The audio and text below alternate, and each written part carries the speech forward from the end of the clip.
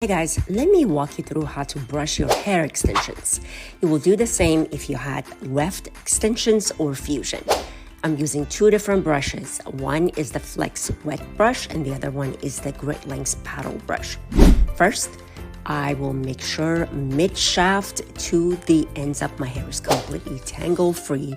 Then I split my hair to several sections. If I have weft, I section to each weft above and underneath the weft. I hold on to my weft, I brace the extensions, and I use the paddle brush from top of the weft, and I hold on to my hair. I go from the top of the weft all the way to the bottom, and then I can flip the weft and do it on the other side. As you say, I am holding on to the hair, so I'm not pulling anything out. And by going underneath and above, and I am all done.